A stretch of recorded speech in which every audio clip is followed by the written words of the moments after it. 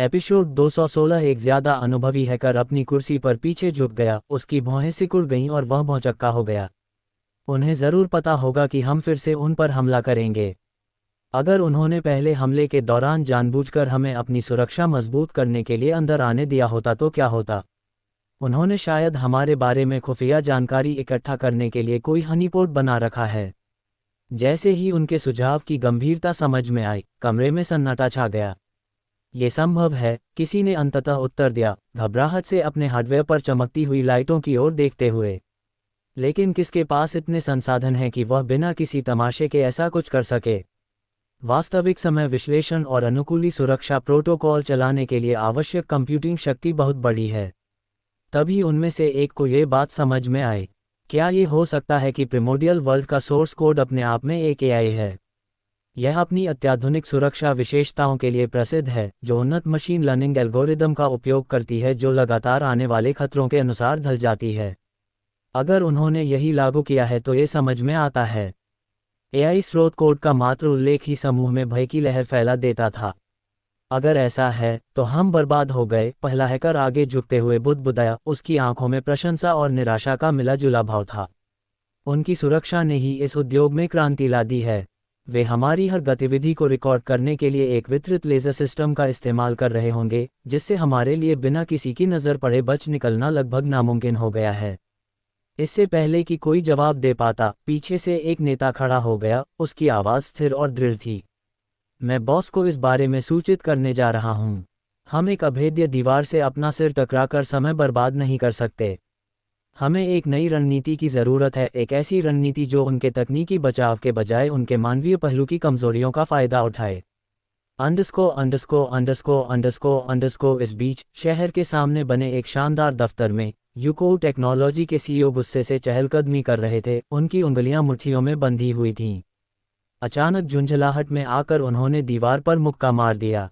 इंदिरा में क्या चल रहा है? उन्होंने गुस्से में कहा, क्या यह नहीं कहा गया है कि उनका आईटी बुनियादी ढांचा काफ़ी अविकसित है? तो फिर अचानक से नई चीज़ें क्यों सामने आ रही हैं, और वह भी इंदिरा में? और मानो वह अकेला ही काफ़ी बुरा नहीं था। डेटा के बारे में सोचते ही लिनवेई का चेहरा पीला पड़ गया। इंदिरा से इतने लंबे समय तक इकट्ठा किया गया सारा डेटा और व्यक्तिगत जानकारी पिछले महीने तक उन्हें भेजी जा चुकी थी। पिछले महीने से उन्हें एहसास हुआ कि वे जानकारी प्राप्त नहीं कर पा रहे थे क्योंकि उसे ब्लॉक कर दिया गया था। ऐसा हर किसी के संबंध में नहीं हुआ, बल्कि कुछ व्यक्तियों के संबंध में हुआ, लेकिन इनमें से प्रत्येक व्यक्ति का निश्चित रूप से इंद्र की राजनीति पर गहरा प्रभाव था। आखिर हुआ क्या? क्या यूएसएल या यूएसआर ने उनकी मदद की? वह बुदबुदाया। लेकिन ये सबसे बुरी बात नहीं थी। असली समस्या तो कहीं ज्यादा बड़ी थी, एक ऐसी समस्या जो उन्होंने पहले कभी नहीं देखी थी। आखिर वे उस आदिम दुनिया के सोर्स कोड के साथ क्या कर रहे हैं? वे इतनी आगे कैसे पहुंच गए? उसकी आवाज़ अविश्वास से भर गई। ये तो दशकों आगे की बात है। क्या इस तकनीक से ऐसा कुछ बनाया भी जा सकता है? लिनवेई की झुंझलाहट बढ़ती गई। इस खेल का हर एक एनपीसी हमारे मौजूदा उच्चस्तरीय आई से 1000 गुना बेहतर है, जो मुश्किल से राक्षसों का रोल भी निभा पाता है। आखिर इतनी उन्नत तकनीक का इस्तेमाल क्यों कर रहे हैं? माँ चेन ने अपने माथे से पसीने की बूंदें पोंछीं जब उसने सीईओ को गुस्से में भरते और पागलों की तरह चीखते हुए देखा। हालांकि वह इस पर नर्म कैसे नहीं पड़ सकता। दक्षिया में गेमर्स पागल हो रहे थे और दंगा फसाद कर रहे थे। वहां की सरकार नहीं चाहती थी कि लोग वीआर हेडगियर पहनकर यह गेम खेलें, इसलिए वह पहले से ही अपने देश की कंपनियों पर दबाव डाल रही थी कि वे अपना वीआर गेम और वीआर हेडगियर बनाएं। और यूको, जो इस प्रवृत्ति की नकल करने में अग्रणी था, अब एक ऐसी दीवार से टकरा गया था जिसे पार करना बहुत कठिन था। उन्होंने भाड़े के सैनिकों को भी किराए पर लिया था और उन्हें अमन के पीछे भेज दिया था। हालांकि भगवान के लिए वे इतने बदकिस्मत थे कि उनका सामना एक अन्य दुश्मन से हो गया, जिसके कारण एक विस्फोट हुआ और वे सभी मारे गए। बाद में उन्हें पता चला कि अमन निकोबार चला गया है और वहीं रह रहा है। ये सोचकर कि यही उनका मौका है, उन्होंने और एजेंट्स को वहां भेजकर उस आदमी का दिमाग खंगालने की कोशिश की, लेकिन तट पर पहुंचने से पहले ही उन पर किसी ऐसी चीज का हमला हुआ जिसने उन्हें बेरहमी से मार डाला। धीरे धीरे नेक्स्ट जेन का डर जड़ पकड़ने लगा था, लेकिन अब एक नया खिलाड़ी उभरकर सामने आया था, ओमेगा। एक प्रतिभाशाली व्यक्ति पहले से ही उन्हें कई बार परेशान करने के लिए पर्याप्त था, और अब एक और व्यक्ति दृश्य में प्रवेश कर गया था। दुख की बात यह है कि उन्हें ये पता नहीं था कि इस सब के पीछे अमन का हाथ है, और यदि उन्हें पता होता तो शायद उन्हें खून की उल्टी हो जाती। सर, अपना संयम मत खोइए। यह अभी खत्म नहीं हुआ है। लिनवेई ने रुककर खुद को स्थिर करने के लिए सांस ली, लेकिन गुस्सा अभी भी सतह के नीचे उबल रहा था। ओमेगा गेमिंग की तेजी से आगे बढ़ने की बेपरवाही उसे अंदर तक कुरेद रही थी। उसे हमेशा से ही तकनीकी उद्योग में अग्रणी होने पर गर्व था, फिर भी अब वह यहाँ था और देख रहा था कि वे न सिर्फ उसके बराबर पहुंच रहे हैं, बल्कि उसके द्वारा बनाए गए हर काम को पार करने की धमकी भी दे रहे हैं। यह अभी खत्म नहीं हुआ है, उसने बुदबुदाया, उसकी आंखों में दृढ़ संकल्प झलक रहा था। मैं उन्हें हराने का कोई रास्ता ढूंढ लूंगा। वे इससे बच नहीं पाएंगे। हैक करो, वह चिल्लाया। मुझे दुनिया का सबसे बड़ा हैकर लाओ। यूएसएल से कोई भी, मुझे परवाह नहीं। मैं उस चीज़ को हैक करवाना चाहता हूँ, चाहे इसके लिए मुझे कुछ भी कीमत चुकानी पड़े, लिनवेई जोर से चिल्लाया। मैं वैसा ही करूँगा जैसा आपने आदेश दिया है। जब दोनों लोग योजना बना रहे थे, तो एक क्रोधित लड़की ने उनकी बातचीत सुन ली और मन ही मन गाली देने लगी। बेवकूफ़, तू फिर से सांप के बिल में हाथ डालने की हिम्मत कर रहा है। जरा रुक, अगर मैंने तुझे कयामत के दिन खून के आंसू नहीं रुलाए तो मैं ऑरोरा नहीं रहूंगी। लिनवेई को क्या पता था कि आखिरकार उसने ऑरोरा की नाजुक जगह पर वार कर दिया है। एक ऐसी गलती जिससे दुनिया जल्द ही डरेगी और जो उन्हें सचमुच आदिम युग जैसा जीवन जीने पर मजबूर कर देगी। अमरपाप ने गहरी सांस ली, आशंका और उत्साह का मिला जुला भाव महसूस करते हुए उसने खुद को संभाला। यह ज्ञानवर्धक रहा है, उसने बुदबुदाते हुए कहा, स्क्रीन पर चमक आने से ठीक पहले मानवरूपी की ओर इशारा करते हुए। परिचय अनुक्रम पूरा हुआ। बीटा शुरुआती क्षेत्र में ले जाया जा रहा है। आदिकालीन समय जैसे ही स्क्रीन धुंधली हुई और इमोर्टल सिन को ट्यूटोरियल में ले जाया गया, वह आदिम शक्तियों की अवधारणा पर विचार करने से खुद को रोक नहीं सका। मानवरूपी द्वारा आदिकाल का जिक्र सुनकर वह आश्चर्यचकित हो गया। उसे प्राचीन किंवदंतियां याद आई, ऐसी कहानियां जो उस समय का वर्णन करती थीं जब शक्तिशाली प्राणी आज़ाद घूमते थे, जहां वर्चस्व के लिए एक महान युद्ध लड़ा जाता था और अंततः उनका सद्गुणी उत्थान होता था। आदिकाल का प्रत्येक युग देवताओं के उद्भव से चिन्हित था, जो प्रतिकूलता और चुनौती के माध्यम से उभरे, उनकी शक्ति संघर्ष और उनके युग के परीक्षणों के माध्यम से बनी। अमरपाप ये सोचे बिना नहीं रह सका कि यह ऐतिहासिक संदर्भ उसकी यात्रा को कैसे प्रभावित कर सकता है। एक ऐसी विरासत का हिस्सा होने का विचार जहां देवता आदिकालीन अराजकता और संघर्ष से उभरे, उसके अनुभव में गहराई की एक परत जोड़ गया। ये सिर्फ एक वर्ग चुनने की बात नहीं थी, वह एक ऐसी दुनिया में कदम रख रहा था जो प्राचीन शक्तियों और आदिम प्राणियों के बीच चल रहे संघर्ष से बनी थी। जैसे ही ट्यूटोरियल शुरू हुआ, उसके भीतर एक नए उद्देश्य की भावना उमड़ पड़ी। वह सिर्फ एक खेल में प्रवेश नहीं कर रहा था, वह एक विशाल आख्यान में कदम रख रहा था, जो आदिम शक्ति और प्राचीन संघर्ष से आकार ले रहा था। अमरपाप को अचानक एक झटके ने हिलाकर रख दिया। उसके आसपास का माहौल साकार हो गया। उसने खुद को एक घने जंगल में खड़ा पाया। उसके परिचय की बंजर सफ़ेद जगह की जगह चटक हरियाली और मिट्टी की खुशबू ने ले ली थी जो उसकी नाक में समा रही थी। ऊंचे पेड़ों ने ऊपर एक घनी छतरी बना रखी थी, जबकि हवा पत्तों की सरसराहट और दूर से आती चिड़ियों की आवाज़ से गूंज रही थी। क्या? उसने चारों ओर नज़र दौड़ाकर बुदबुदाया। उसकी पीठ पर बंधा लकड़ी का धनुष और बगल में तीरों का तरकश जाना पहचाना और अजनबी दोनों लग रहा था। अपने भूरे लबादे को ठीक करते हुए उसने आराम से बैठने की कोशिश की। सावधानी से आगे बढ़ते हुए उसने धूप से नहाया हुआ एक छोटा सा खुला मैदान देखा। काफी शांत लग रहा है, उसने सोचा, लेकिन उसकी सहज बुद्धि ने उसे चेतावनी दी कि वह इसके दिखावे से धोखा न खाए। तभी पास में हुई सरसराहट ने उसे ठिठका दिया। वाह, असली रोमांच तो अब शुरू होता है। वह अपने धनुष की ओर बढ़ते हुए और क्षेत्र को देखते हुए फुसफुसाया। उसकी इंद्रियां पूरी तरह सतर्क थीं। झाड़ियों से धीमी गड़गड़ाहट की आवाज आए। लो, हम चलते हैं, अमरपाप ने धीरे से कहा, एक तीर को तीर की तरह बांधते हुए और प्रतीक्षा करते हुए। उसका दिल तेजी से धड़क रहा था। झाड़ियां खुली तो एक छोटा सा प्राणी दिखाई दिया जिसकी आंखें चमक रही थीं, जो दूर भागने की कोशिश करने से पहले चीखता था। लेकिन इससे पहले कि वह ऐसा कर पाता, इमोर्टल सिन के धनुष से तीर छूटा और वह एक तेज ध्वनि के साथ हवा में उड़ता हुआ उस प्राणी की छाती में जा लगा, जिससे वह तुरंत मर गया। आपने लेवल 1 के भूसी वाले सनकर को मार डाला है। 2 अनुभव प्राप्त किया है। अमर सिन का तनाव कम हुआ जब उसे एहसास हुआ कि वह जीवहानि रहित है। लगता है मैं यहाँ अकेला नहीं हूँ, वह हंसा। वह जंगल में और अंदर तक जाता रहा। उसका हर कदम सोच समझकर और सावधानी से रखा गया। सूरज ढल रहा था, लंबी परछाइयां पड़ रही थीं जिससे जंगल सुंदरता और खौफनाक के मिश्रण में बदल गया था। ये जगह वाकई जीवंत है, उसने कहा। इससे भी अधिक संवेदनाएं, जीवंतता और परिवेश, सब कुछ, ये सब वास्तविक फिर भी अवास्तविक लगता है। एक छोटा सा मैदान ढूंढने के बाद उन्होंने वहां एक अस्थायी शिविर स्थापित किया। ठीक है, देखते हैं इस दुनिया में क्या रखा है, उसने अपना सामान समेटते हुए कहा। जंगल की शांत सुंदरता उस अस्त व्यस्त परिचय से बिल्कुल अलग थी जो उसने कुछ समय पहले अनुभव किया था। कुछ देर आराम करने के बाद अमरपाप ने गहरी सांस ली, अपने सीने में उत्तेजना और आशंका का मिश्रण महसूस किया। अपने तरकश से एक तीर निकाला और धनुष पर चढ़ा लिया ताकि किसी भी दुश्मन के आक्रमण की स्थिति में वह पहले से ही तैयार रहे।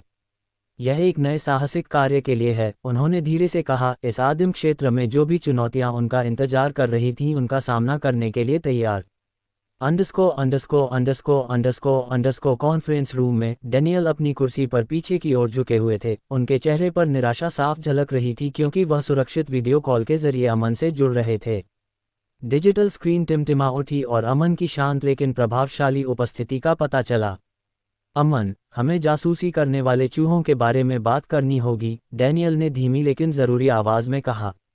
कई देशों की सरकारें मुझसे संपर्क कर रही हैं और हमारी तकनीक के लिए कुछ भी देने को तैयार हैं। वे इसका इस्तेमाल अपनी परियोजनाओं के लिए करना चाहती हैं। अमन ने उत्सुकता से लेकिन सावधानी से भौहें उठाईं। और तुम इसके बारे में क्या करने वाले हो? सच में? डैनियल ने आह भरी। मैं उनका पैसा लेने के लिए ललचा रहा हूँ। वे एक बड़ी रकम की पेशकश कर रहे हैं और इससे हमारे अगले विकास कार्यों का खर्च निकल सकता है। अमन के चेहरे के भाव बदल गए, उसके होठों के कोने पर एक शरारती मुस्कान उभर आई। उन्हें बीच वाली उंगली दिखाओ और कहो, जाओ और चोदो अपने आप को। क्या तुम मुझे मरवाना चाहते हो? डैनियल ने शाप दिया। अगर मैं ऐसा कहूंगी तो अगले ही दिन मेरा पूरा अस्तित्व ऐसे गायब हो जाएगा जैसे मैं कभी थी ही नहीं। मुझे ऐसे मत चोदो, मैंने तुम्हारे साथ कोई गलती नहीं की है। डैनियल की आंखें आश्चर्य से चौड़ी हो गईं और वह चीखा। मजाक मत करो, उसने गुस्से से कहा, हालांकि उसकी झुंझलाहट के नीचे मनोरंजन की झलक भी झलक रही थी। अमन हंस पड़ा, तनाव कुछ क्षण के लिए कम हुआ, फिर उसने गंभीर स्वर अपना लिया। सच कहूं तो उन्हें बता दीजिए कि हम तकनीक साझा नहीं करेंगे। हम प्राइमोडियल वर्ल्ड का सोर्स कोड दिए बिना गेम पॉड्स और वीआर अनुभवों का विपणन कर सकते हैं, लेकिन हम कस्टम सिमुलेशन पेश करेंगे जिन्हें वे खरीद सकते हैं। डैनियल ने भौहें चढ़ाईं, उसकी आवाज़ में चिंता फिर से उभर आई। लेकिन क्या तुम्हें लगता है कि वे इससे संतुष्ट हो जाएंगे? इंदिरा सरकार तो खास तौर पर जिद पर अड़ी है। जाहिर है वे नहीं होंगे, अमन ने बेफिक्री से जवाब दिया। लेकिन इसकी चिंता मत करो, जहां तक इंदिरा सरकार का सवाल है वो मुझ पर छोड़ दो। वे ज्यादा देर तक समस्या नहीं रहेंगे। अमन की आंखों में एक तेज चमक आ गई और उसके होठों पर एक शिकारी मुस्कान तैर गई जब वह संभावनाओं पर विचार कर रहा था। डैनियल ने सिर हिलाया, उसकी निगाहों में प्रशंसा और सावधानी का मिश्रण था। ठीक है, मैं अभी पूछताछ का काम संभाल लूंगा, लेकिन मुझे नहीं पता कि हम इसे कब तक गुप्त रख पाएंगे। बस याद रखना डैनियल, अमन ने स्थिर स्वर में कहा, हम सिर्फ अपनी तकनीक की रक्षा नहीं कर रहे हैं, हम भविष्य की सुरक्षा कर रहे हैं। अगर हम सही तरीके से खेलें तो हम इसे अपने फायदे में बदल सकते हैं, वरना अगर हम हालात पर नियंत्रण नहीं रखेंगे तो दुनिया तबाह हो सकती है। लॉजिस्टिक्स और संभावित खरीदारों के बारे में थोड़ी बातचीत के बाद अमन ने दृढ़ता से सिर हिलाया। मुझे अपडेट करते रहिए और यह सुनिश्चित कीजिए कि हमारे नवाचार पूरी तरह से हमारे ही रहें। इतना कहकर अमन ने कॉल खत्म कर दी और स्क्रीन काली हो गई और डैनियल आगे के विकल्पों के भार के साथ अकेला रह गया। खेल बदल रहा था और वह जानता था कि आगे जो भी होगा उसके लिए उन्हें तैयार रहना होगा। कॉल समाप्त करने के बाद अमन भूमिगत प्रयोगशाला की ओर चला गया, जो विशेष रूप से अलौकिक परियोजनाओं के लिए तैयार की गई थी। निर्जीव प्रयोगशाला शांत ऊर्जा से गूंज रही थी, उन्नत मशीनों की धीमी आवाज़ शांति को भंग कर रही थी। अमन दो चिकने भविष्यदर्शी पॉड्स के सामने खड़ा था, उसके पेट में चिंता किसी तार की तरह घूम रही थी। बगल में रखे होलोग्राफिक इंटरफेस पर नज़र पड़ते ही वह टिमटिमा उठा। औरोरा, क्या सब कुछ तैयार है? जी हाँ सर, सारी प्रणालियां प्रक्रिया के लिए तैयार हैं, ऑरोरा ने उत्तर दिया। जैसे ही वह पास आए, उसका अलौकिक रूप एक हल्की नीली रोशनी से झिलमिला उठा। उसकी उपस्थिति ने उसे एक सुरक्षा कवच की तरह ढंक लिया। आपको चिंता करने की जरूरत नहीं है, मैं आपके साथ हूँ। अमन की भौहें तन गईं, उसके मन में संदेह की छाया छा गई। लेकिन अगर इसका असर मेरे दिमाग पर पड़ा तो क्या होगा? अगर मैं अपनी भावनाएं खोने लगूं तो क्या होगा? उसकी आवाज़ फुसफुसाहट में बदल गई। मैं राक्षस नहीं बनना चाहता, बाकियों जैसा नहीं। अमन के विचार उसके अंगरक्षकों बिग मैक और अन्य की ओर चले गए, जिन्होंने बहुत पहले ही अपनी मानवता को ठंडे दक्षता के लिए बेच दिया था। वे वफादार तो थे, हाँ, लेकिन उनमें से सहानुभूति की गर्माहट खत्म हो गई थी। उसकी जगह यंत्रवत आज्ञाकारिता ने ले ली थी। बदले की भावना के अलावा अमन को लगता था कि मैक एक खोखला सा है जिसमें कोई भावनाएं नहीं हैं, और सच में इससे वह डर गया था। यदि वह अपनी भावनाएं खो बैठा तो क्या इसका मतलब यह नहीं होगा कि सूरी के साथ उसका सफ़र शुरू होने से पहले ही खत्म हो जाएगा? यही कारण है कि अमन अक्सर उन्हें खुशी का स्वाद, उनकी कठोर दिनचर्या से परे जीवन की एक झलक दिखाने की इच्छा महसूस करता था। लेकिन वे हमेशा खोखले सुखों में ही डूबे रहते थे तथा संतुष्टि की बजाय विकर्षण की तलाश करते थे। अमन ने गहरी सांस ली, उसकी नज़र फिर से पॉड्स पर गई। मुझे अपनी कल्पना की दुनिया बनाने के लिए सहानुभूति की ज़रूरत है। मैं एक आदर्श लोग तो नहीं बना सकता, लेकिन मैं थानोस जैसा नहीं बन सकता जो तय करे कि कौन जिए और कौन मरे। मैंने पहले ही कदम उठा लिए हैं, ज़रूरतमंदों के लिए अनाथालय और स्कूल खोल दिए हैं। और हाँ, मैं तो अपरंपरागत भी रहा हूँ। मैंने अपराधियों के पुनर्वास का प्रयास किया है तथा उन्हें खतरे के बजाय रक्षक बनाया है। ऑरोरा, मैं ये कदम उठाने से डर रहा हूँ, उन्होंने स्वीकार किया। उनका दिल अपनी जिम्मेदारियों के बोझ से भारी था। वर्तमान में अमन को ठीक ठीक पता था कि वह कहाँ खड़ा है, इसलिए यदि संयोगवश उसने एक भी गलत कदम उठा लिया या अपने अहंकार को अपने सिर पर हावी होने दिया, तो वह उसी दुनिया को नष्ट कर सकता था जिसे सुधारने की उसने शपथ ली थी। सर, ऑरोरा ने गर्मजोशी और आश्वस्त स्वर में कहा, परिवर्तन से मत डरो। ये प्रकृति का सत्य है, इसका विरोध करो और तुम अपना विकास रोक दोगे। ऑरोरा की होलोग्राफिक उपस्थिति एक शांत प्रकाश के साथ विकीर्ण हो रही थी, जो अनिश्चितता के समय में उसे आराम प्रदान कर रही थी। अमन ने गहरी सांस ली, उसके अंदर डर और दृढ़ संकल्प का मिला जुला भाव उमड़ रहा था। वह जानता था कि यह बदलाव जरूरी है, लेकिन अपनी भावनात्मक जड़ को खोने का ख्याल उसे डरा रहा था। क्या वह सचमुच इससे अपरिवर्तित निकल सकता है? दृढ़ निश्चय के साथ अमन फलियों की ओर बढ़ा, उसके चारों ओर हल्की धुंध स्वागतपूर्ण आलिंगन की तरह उठ रही थी। प्रक्रिया पर भरोसा रखें, अमन सिस्टम ने बीच में टोका और फिर उससे आग्रह किया कि वह चिंता करना बंद करे और नाटक में समय बर्बाद न करे। अगर तुम्हें ड्रामा और रोने के लिए कंधा चाहिए तो सूरी को बुलाओ। हम तुम्हारी कल्पना पूरी करने के लिए तैयार नहीं हैं। भाड़ में जाओ। अमन ने गाली दी और बीच वाली उंगली से सिस्टम को बंद कर दिया।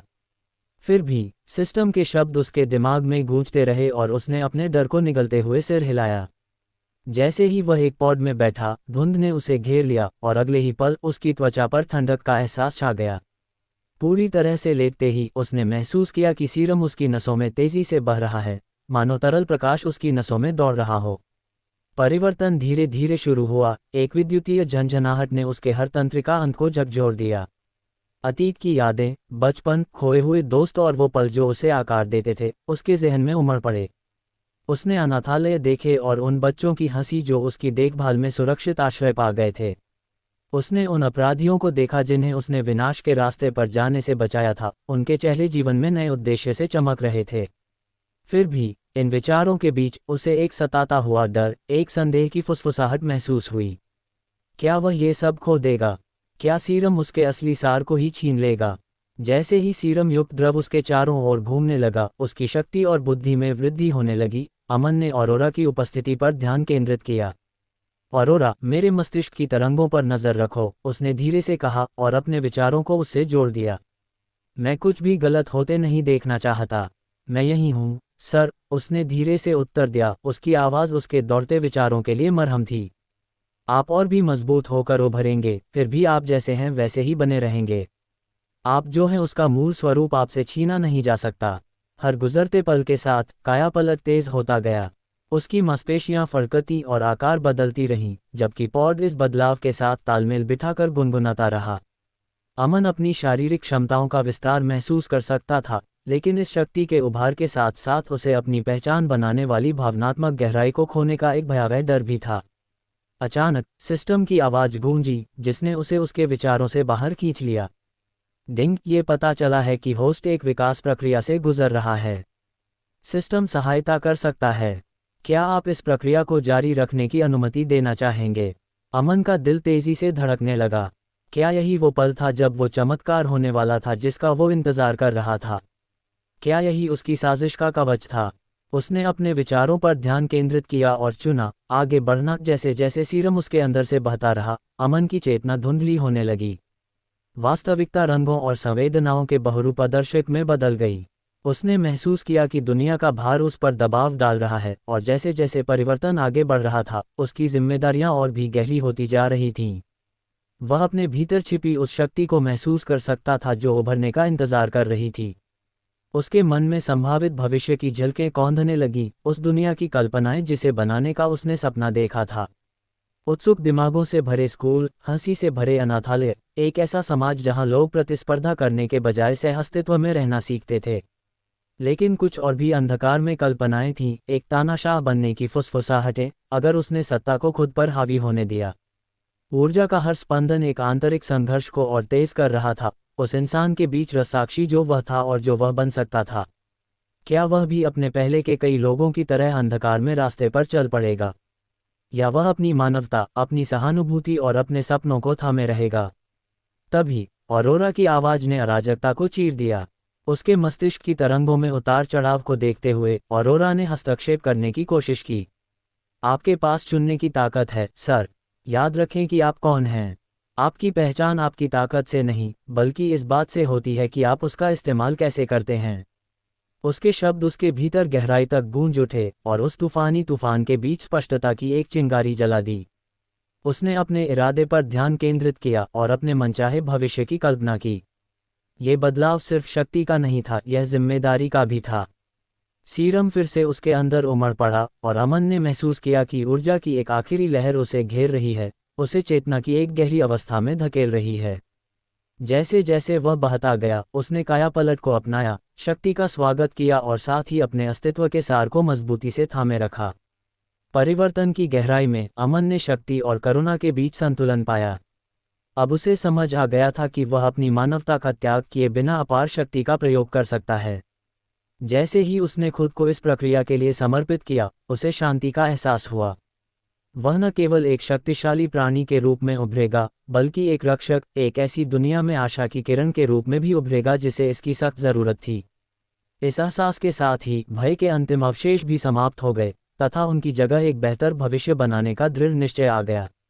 जैसे जैसे परिवर्तन अपने चरम पर पहुंचा, अमन को मुक्ति का एहसास हुआ, हालांकि उसे पता नहीं था कि उसकी असली शक्ति तो अभी शुरुआत मात्र थी। राजपूताना राज्य में एक सुहानी सुबह, जब लोग अपने कार्यालयों के लिए निकलने की तैयारी कर रहे थे, तब सूरज की गर्माहट से शहर गुलजार था। सेक्टर 14 में इंदिरा साइबर सिक्योरिटी, राजपूताना का मुख्यालय, साइबर हाइट्स, कांच के एक किले के रूप में खड़ा था, जिसका चिकना कांच का डिजाइन जीवंत परिवेश को प्रतिबिंबित करता था। अंदर अत्याधुनिक सुरक्षा उपायों से भवन की सुरक्षा सुनिश्चित की गई थी, जबकि वातावरण गतिविधि से भरा हुआ था, क्योंकि इंजीनियर और विश्लेषक उच्च तकनीक वाले गैजेट और वास्तविक समय के डेटा को प्रदर्शित करने वाली स्क्रीन से भरे खुले कार्यालयों से गुजर रहे थे। जैसे ही विशाल राजपूत ने कार्यालय में कदम रखा, उनकी उपस्थिति मात्र से ही हलचल मच गई। लोग उनका अभिवादन करने के लिए आगे बढ़े तथा उनका आशीर्वाद पाने के लिए उत्सुक हो गए। राजपूत नाम अधिकार का पर्याय था, और उनके आकर्षक रूप ने उनके सहकर्मियों की प्रशंसा में और इजाफा कर दिया। वे कर्मचारियों के साथ सिर हिलाकर और हल्की मुस्कान के साथ बातचीत करते थे, जो उनके वंश और उनके प्रभाव दोनों को पहचानते थे। अपने दफ्तर पहुंचकर विशाल ने अपनी सहायक निशा को सावधान मुद्रा में खड़ा पाया। उसने अनुशासित सलामी देकर उनका स्वागत किया। सुप्रभात सर, आज का एजेंडा ये रहा, उसने स्थिर स्वर में कहा। सुबह 10 बजे आपकी बोर्ड मीटिंग है, दोपहर 1 बजे नए साइबर सुरक्षा प्रोटोकॉल पर एक प्रेजेंटेशन है, और शाम को हमारे सहयोगियों के साथ एक फॉलोअप कॉल है। विशाल के चेहरे पर दृढ़ता आ गई। सब कुछ रद्द करो, उसने आदेश दिया। उसकी आवाज़ में बहस की कोई गुंजाइश नहीं थी। निशा ने आश्चर्य से पलकें झपकाईं, लेकिन जल्दी से सिर हिला दिया। मैं ज़रूरी लोगों तक ये बात पहुंचा दूंगी। उसकी सचिव होने के नाते वह जानती थी कि उसे बॉस से पूछने का कोई हक नहीं है। बॉस हमेशा सही होता था। उन्होंने कहा, इसके अलावा गुप्त समूह से भी संपर्क करें। मुझे उनके साथ कुछ महत्वपूर्ण बात पर चर्चा करनी है। निशा द्वारा कुशलतापूर्वक निर्देश दिए जाने के बाद विशाल सर्वर रूम में पहुंच गया। अंदर विशेषज्ञों की एक टीम स्क्रीन की एक दीवार पर नजर रख रही थी, जिनमें से प्रत्येक पर डेटा और सुरक्षा अलर्ट की धाराएं दिखाई दे रही थीं। वे एक शक्तिशाली सुपरकंप्यूटर चलाते थे। हालांकि वह दुनिया का सबसे उन्नत नहीं था, लेकिन उसे अमन के बेहतरीन फायरवॉल से मजबूत बनाया गया था, जिससे कोई भी सेंधमारी नहीं हो पाती थी। लगातार साइबर खतरों के बावजूद उनकी सुरक्षा व्यवस्था ने प्रतिद्वंद्वी देशों को निराश कर दिया था, और वे उनके प्रभुत्व को खुले तौर पर चुनौती देने में असमर्थ थे। विशाल ने अपनी आस्तीनें चढ़ा लीं, उसके हाव भाव में तत्परता झलक रही थी। सज्जनों, आज हम कुछ जरूरी काम करने जा रहे हैं, उसने घोषणा की और उनका ध्यान अपनी ओर खींचा। हाल ही में शेयर बाजारों में काफ़ी उतार चढ़ाव आए हैं। हमें ये सुनिश्चित करने का काम सौंपा गया है कि ब्रोकर कोई गलत काम न करें और निवेशक किसी और तरीके से धोखाधड़ी न करें। फिर उन्होंने मुख्य स्क्रीन की ओर इशारा किया। सारे फंड और लेन देन पर नज़र रखो। बाजार के प्रमुख खिलाड़ियों की सूची बनाओ। हर कोने की तलाशी लो। जिस क्षण विशाल ने ये कहा, कुछ बुद्धिमान लोगों ने पहले ही अनुमान लगा लिया कि यह सत्ता का घोर दुरुपयोग है। अफसोस, वे क्या कह सकते हैं और क्या कर सकते हैं? जी सर, टीम ने जवाब दिया, और जैसे ही उन्होंने अपना काम शुरू किया, उनके चेहरे पर गंभीरता छा गई। कमरे का माहौल तनावपूर्ण हो गया क्योंकि विश्लेषक तेजी से टाइप कर रहे थे, लेन देन के इतिहास और बाजार की गतिविधियों की जांच कर रहे थे। बहुत पहले से स्थापित एल्गोरिदम और एक्सेस अनुमतियों के संयोजन का उपयोग करते हुए उन्होंने प्रत्येक डीमैट खाते और लेन देन रिकॉर्ड का सावधानीपूर्वक विश्लेषण किया। यह न तो कोई रहस्य था और न ही इसके लिए किसी विशेष अनुमति की आवश्यकता थी। उनका काम हमेशा निगरानी के दायरे में रहा था। 1 घंटे की गहन निगरानी के बाद विशाल ने स्क्रीन पर एक विसंगति चमकती देखी। रुको, 1 मिनट रुको, विशाल चिल्लाया, उसकी आवाज़ पूरे कमरे में गूंज उठी। उसने एक जूनियर विश्लेषक को उसकी सीट से उठाया और मॉनिटर देखने के लिए उसके पास झुका। जैसे ही उसकी नज़र डेटा पर पड़ी, अविश्वास से उसके जबड़े कस गए। स्क्रीन पर एक विशिष्ट खाते से जुड़े लेन देन में असामान्य वृद्धि दिखाई दे रही थी, एक ऐसा पैटर्न जो हेरफेर की ओर इशारा करता था। ये देखो, विशाल ने स्क्रीन की ओर इशारा करते हुए कहा, इन फर्जी कंपनियों के जरिए भारी मात्रा में पैसा इधर उधर किया जा रहा है। ये सिर्फ एक अनियमितता नहीं है, ये एक सुनियोजित साजिश है। कमरे में सन्नाटा छा गया और सब लोग झुक गए, उनकी आंखें इस एहसास से चौड़ी हो गईं। शायद यही वो मौका था जिसकी उन्हें ज़रूरत थी ताकि वे उस भ्रष्टाचार का पर्दाफाश कर सकें जो पूरे बाजार में फैल सकता था। टीम को इकट्ठा करो, हमें गहराई से खोजबीन करनी होगी और इन लेन देनों का स्रोत पता लगाना होगा। जो भी इसके पीछे है, वह एक खतरनाक खेल खेल रहा है और हमें एक कदम आगे रहना होगा, विशाल ने आदेश दिया। उसकी आवाज़ दृढ़ संकल्प से कठोर हो गई। इसके बाद वह अपनी मेज पर झुककर बैठ गया और जल्द ही अनेक स्क्रीनों की चमक ने उसके चिंतित चेहरे को रोशन कर दिया। जैसे जैसे डेटा लगातार आ रहा था, उसे निष्कर्षों के निहितार्थ समझ आने लगे। जिन खातों में हेराफेरी की जा रही थी, उनकी संख्या बहुत ज़्यादा थी, सैकड़ों, यहाँ तक कि हज़ारों, और ये सभी लेन देन के ऐसे जाल में उलझे हुए थे जिन्हें सुलझाना नामुमकिन लग रहा था। ये देखो, एक विश्लेषक ने स्क्रीन पर एक चार्ट की ओर इशारा करते हुए कहा। शेयरों की जमाखोरी की मात्रा अभूतपूर्व है। इसमें लाखों खाते शामिल हैं, जिनमें से प्रत्येक ने पिछले कुछ हफ्तों में चुपचाप शेयर जमा किए हैं। बाजार में उनके पास जितनी रकम है, वह राजपूतों के पास मौजूद रकम से कहीं ज़्यादा है। चूंकि वह उन सभी लोगों को जानता था जो इसके पीछे थे, इसलिए उनके अलावा कोई भी अन्य चीज़ उन्हें उकसाने वाली तीसरी पार्टी थी। लेकिन समस्या ये थी कि इस बाहरी व्यक्ति का राजपूतों से भी अधिक महत्व था। माथे से पसीने की बूंदें पोंछते हुए विशाल ने बड़बड़ाते हुए कहा, इसके पीछे कौन है? कोई विदेशी संस्था। धिक्कार है। अगर उन्होंने ये सारे शेयर बेच दिए तो नुकसान तो हमें ही होगा। गहन वित्तीय ज्ञान रखने वाले व्यक्ति होने के नाते विशाल ने तुरंत ही एक बड़ी समस्या को पहचान लिया। उन्होंने शॉर्ट सेलिंग पैटर्न का विश्लेषण किया और बाजार में अपनी स्थिति सुरक्षित करने के लिए राजपूतों द्वारा अपनाई जाने वाली हेजिंग रणनीतियों की अवधारणा की समीक्षा की। हालांकि ये रहस्यमयी इकाई उल्लेखनीय गति और चालाकी से आगे बढ़ी थी। एक अन्य विश्लेषक ने आंकड़ों पर नाराजगी जताते हुए बताया, वे अपने निशानों को छिपाने के लिए परिष्कृत एल्गोरिदम का इस्तेमाल कर रहे हैं। वे विभिन्न शेल खातों और जटिल लेनदेन मार्गों का उपयोग करके लेनदेन कर रहे हैं। उनके मूल का पता लगाना लगभग असंभव है। विशाल ने अपनी मुट्ठियां भींच लीं, उसके अंदर हताशा उबल रही थी। हमें उनकी रणनीति समझनी होगी। अगर वे शॉर्ट सेलिंग कर रहे हैं तो वे हमारी पोजीशन के खिलाफ दांव लगा रहे हैं। हेज फंड बाजार में इस तरह से हेरफेर कर सकते हैं कि हम तब तक अंदाज़ा नहीं लगा पाएंगे जब तक हमें पता न हो कि वे कौन हैं। बिल्कुल, प्रमुख विश्लेषक ने कहा। हो सकता है कि उन्हें बाजार में सुधार का अंदेशा हो और वे हमें नीचे गिराते हुए मुनाफे की स्थिति में हों। हमें अपनी संपत्तियों की सुरक्षा के लिए तुरंत कार्रवाई करनी होगी। विशाल ने सिर हिलाया, उसका मन अनगिनत संभावनाओं के बीच दौड़ रहा था। सबसे बड़े खातों की एक सूची बनाओ और उन्हें हाल की बाजार गतिविधियों से जोड़ो। हमें समान सूत्र ढूंढने होंगे और उन सभी संबंधों का पता लगाना होगा जो हमें किसी एक इकाई या संस्था तक पहुंचा सकें।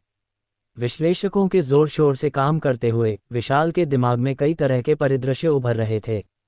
राजपूतों को हमेशा अपनी बाजार की समझ पर गर्व था, लेकिन इस स्तर की हेराफेरी उसने पहले कभी नहीं देखी थी। जितना ज्यादा वह गहराई से खोजता, उतना ही उसे एहसास होता कि खतरा कितनी दूर तक फैला हुआ है। एक काफिला उत्कल की सड़कों से गुजरा। यह उच्च श्रेणी की कारों का एक लंबा जुलूस था जो देखने वालों का ध्यान अपनी ओर खींच रहा था। इस सब के बीच में आर्या पीछे बैठी थी, उसकी उपस्थिति से अधिकार का आभास हो रहा था। हाल के महीनों में वह एक अज्ञात व्यक्ति से एक ऐसी शख्सियत में तब्दील हो गई थी जिनसे लोग डरते भी थे और उनका सम्मान भी करते थे। वह एक कठोर व्यवसायी महिला की प्रतिमूर्ति थी। उसकी वीरता की चर्चा हर गली में गूंजती थी, जिससे उसे एक ऐसी शक्ति के रूप में चित्रित किया जाता था जिसे उत्कल की राक्षसी के नाम से प्रसिद्ध पौराणिक जोड़ी का एक हिस्सा माना जाता था। नेक्स्ट जेन इनोवेशंस के कामकाज को खतरों से पूरी तरह से साफ कर दिया गया था। जासूसों का कोई नामोनिशान नहीं बचा था और जो लोग दफ्तर में घुस आए थे उन्होंने आत्मसमर्पण कर दिया था। उनकी प्रतिष्ठा छीन ली गई थी और उन्हें इस हद तक बर्बाद कर दिया गया था कि कोई भी उन्हें नौकरी पर रखने को तैयार नहीं था। जिन गुंडों पर अन्य कंपनियां एक समय सभी गंदे कामों के लिए भरोसा करती थीं, उन्होंने अब उसके प्रति वफादारी की शपथ ली थी, जिससे ये सुनिश्चित हो गया था कि किसी भी प्रकार के विरोध को तुरंत कुचल दिया जाएगा। अब ये सर्वविदित हो चुका था कि संपूर्ण भूमिगत नेटवर्क नेक्स्ट जेन कोर के नियंत्रण में था। आश्चर्य की बात यह है कि अवैध गतिविधियों में कमी आई है, जिससे उत्कल की अपराध दर में 70% से अधिक की कमी आई है, जिससे सभी लोग आश्चर्यचकित हैं। इसके अलावा अपनी क्रूरता के लिए मशहूर मारिया ने अपनी निर्मम शक्ति का प्रदर्शन करते हुए सनबक्स के सभी ठिकानों को बंद करवा दिया था। इस बीच आर्या आगे बढ़ रही थी और हर कदम उत्कल पर उसकी पकड़ को और मजबूत कर रहा था। अब सब कुछ उनकी मुट्ठी में था।